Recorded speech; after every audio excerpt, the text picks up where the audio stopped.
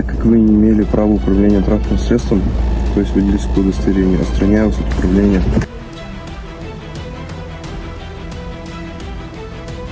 Так как вы не имеете права управления транспортным средством, отстраняю вас от управления. Я пьяный, да. Результат 2,064 мг на литр выдыхаемого воздуха. По части 3 статьи 12.8 КоАП РФ.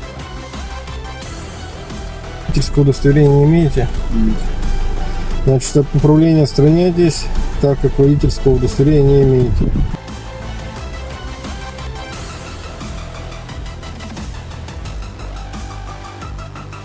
Прав нет, да?